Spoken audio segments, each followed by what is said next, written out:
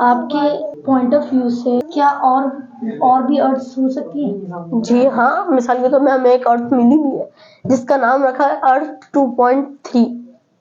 जिस अर्थ पे अब पानी है, प्लांट्स है, पर अभी तक क्रीचर्स का पता नहीं चला क्योंकि हम वहां तक गए नहीं और वहां तक पहुंचने में कई लाइट ईयर्स दूरी का ट्रेवल करना है जिसपे हमें काफी साल लग सकते हैं, 200 साल, 800 साल।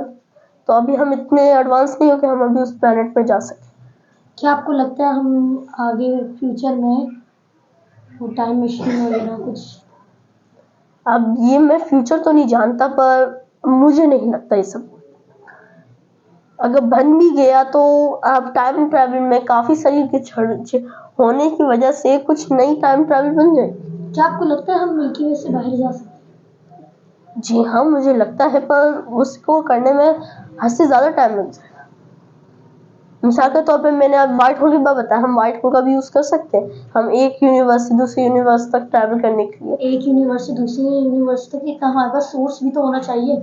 हम भी पर मैं भी तो एक थ्योरी पेश कर रहा हूँ, मैं कौन सा कह रहा हूँ कल निकल रहे हो।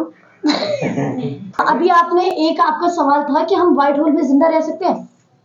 इसका क्वेश्चन मेरे पास नहीं है क्योंकि हम उधर ना स्पेस तो आप कैसे बोल सकते हो हम कि वो व्हाइट होल का यूज करके हम जा सकते हैं मिल्की वे से बाहर? हाँ, तो क्या पता किसी ना कभी कोई ना कोई ऐसा सूट बन जाए जो व्हाइट होल के प्रेशर को एब्जॉर्ब कर सके। क्या पता कोई चीज बन जाए जिससे हम व्हाइट होल के अंदर ट्रैवल कर सके। आप जब स्टोन एज चल रहा था, आप सोच सकते थे कि फोन होगा मेरे हाथ में। उस टाइम में फोन का सोचना इम्पॉसिबल था। इसी तरह अभी भी हम नहीं सोच सकते कि क्या आगे होगा।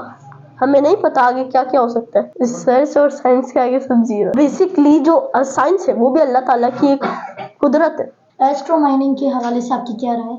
एस्ट्रो माइनिंग बेसिकली ये हमारे पूरी अर्थ को काफी नुकसान देगा। मतलब हम करेंसी या उसके तौर पे हम गोल्ड को यूज करते हैं और एस्ट्रो माइनिंग की वजह से हमें हद से ज्यादा गोल्ड मिलेगा। इससे गोल्ड की वैल्यू हद से ज्यादा गिर जाएगी। तो ये हमारे उसकी सिस्टम के लिए काफी शॉक होगा। मतलब बहुत सी चीजें हो जाएंगी जो बदल जाएंगी। क्या ऑब्सीडियन वो व्हाइट होल के रेडिएशन को झेल सकता है? मुझे नहीं लगता कि ऑब्सीडियन जितना, बेशक वो सबसे strongest material in the earth, पर he can not absorb the pressure of white hole. What if ये दुनिया खत्म हो जाती है तो आपके सामने अभी आपकी नजर में कोई प्लेनेट है जिसपे हम जिंदा रह सकते हैं? वैसे हाँ, काफी प्लैनेट्स हैं पर करीब में तो मार्स है। मार्स में काफी ज्यादा चांसेस है कि आइस क्रिस्टल मिल जाए। अगर मार्स में आइस क्रिस्टल मिल भी जाते हैं तब भी जब रेड बॉल बनेगा, जब सन रेड बॉल बनेगा तब भी हो सकता है मार्स सूरज की रेडिएशन को ना सह पाए। क्या पता।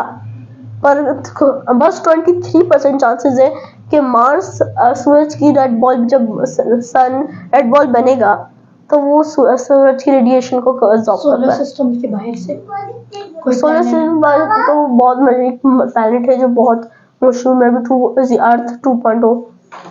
उधर भी हम सर्वाइव कर सकते हैं और अर्थ से 2 गुना बड़ा और ज्यादा उस है, पर हमें वहां जाने में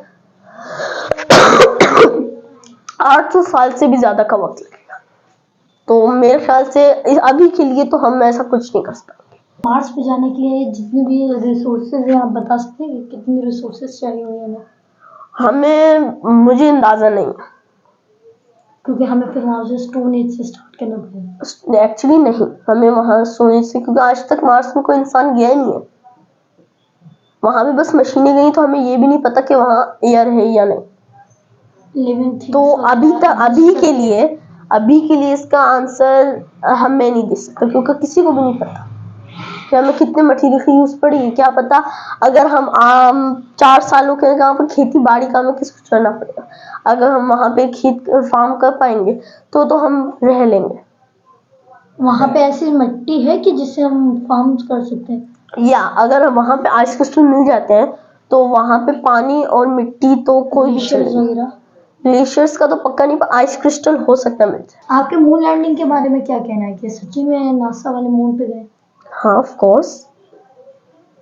तो मतलब वो जो फुटप्रिंट और वो जो फ्लैग था वो लहरा कैसे रहा था? फ्लैग लहरा क्योंकि वो एयर प्रेशर था।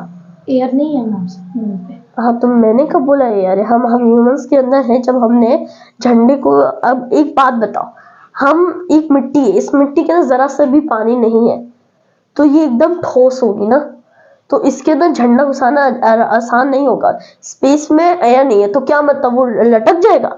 मतलब स्पेस के अंदर ग्रेविटी भी तो नहीं है, तो फ्लैग लहरा कैसे रहा है? क्योंकि स्पेस में हर चीज फ्लोट होती है। तो वो फ्लैग भी तो फ्लोट होना चाहिए। तो फ्लोट ही तो हो रहा था, नहीं, लहरा रहा था। लहरा नहीं रहा था। मैं आपने वो वीडियो क्लिप दिखा दो जिधर वो लहरा रहा था, वो लहरा नहीं रहा, फ्लोट कर रहा था। और जो वहां पे वो कर रहा था वो बस एक थोड़ा सा एयर प्रेशर था। और फुटप्रिंट? फुटप्रिंट क्योंकि वहां पानी नहीं है तो वहां पे बस धूल है।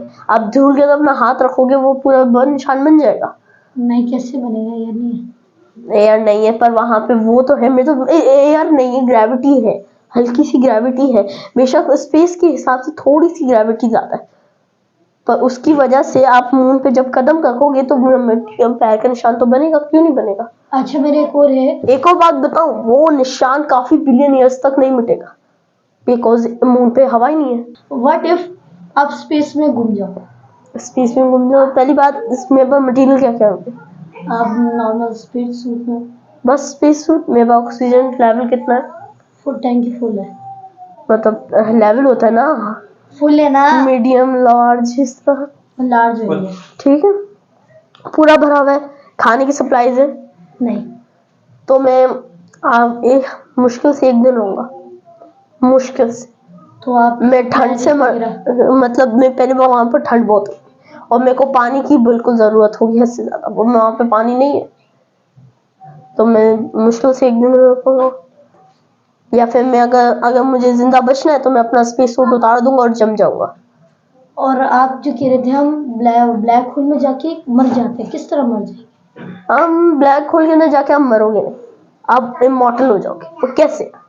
मैं आपको एक्सप्लेनेशन है। आप ब्लैक होल में जाओगे, आप इतनी तेजी से नीचे गिरोगे, मतलब उसके अंदर 10,000 आप इतनी तेजी से नीचे गिर रहे हो, आपका एक एक जो ये है ना चमड़ी, आप देखो जूम करके देखो, यहाँ पे हल्के हल्के पार्टिकल्स होते हैं, ये एक एक करके पार्टिकल्स निकलेंगे और ये सारे पार्टिकल्स निकल के एनर्जी बन जाएंगे। और बेसिकली एनर्जी कभी खत्म नहीं हो सकती, तो आप इमॉर्टल बन जाओगे ना, जिंदा रहते हैं। मतलब आप कभी नहीं निकल सकते उससे? जब तक ब्लैक होल तबाह ना हो जाए। अगर ब्लैक होल तबाह भी निकल गया तब भी आप एनर्जी की सोर्स पे बाहर निकलो। एग्जाम्पल अभी आपने बोला कि वो जब वो होगा धमाका, उससे आप निकल सकते हो बाहर।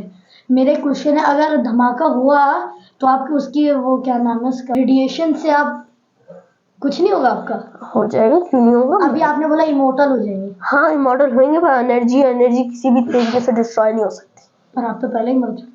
हाँ पर एनर्जी तो नहीं डिस्ट्रॉय हो सकती ना। तो क्या आप जिंदा हो? हाँ पर आप जिंदा हो विदाउट एनी कॉन्शियसनेस। मतलब मैं समझा नहीं। मतलब आप जिंदा हो पर आपको मतलब आप एक पत्थर बन चुके हो, आप एक एनर्जी का फ्लो बन चुके हो। आपके अंदर ना ही माइंड है, ना ही आईज है, ना ही कुछ, आपके अंदर आपकी सोल भी नहीं है, पर आप जिंदा हो क्योंकि आपका एक एक बॉडी का पार्ट भी सरवाइव कर चुका है। पर आपने बोला भी हम पत्थर बन गए। पत्थर मैंने एग्जाम्पल के लिए आपको पत्थर बना, एग्जाम्पल के लिए, मैंने आपको नहीं बोला कि आप पत्थर बन गए। तो व्हाइट होल में क्या होगा? इसका ऑपोजिट होगा।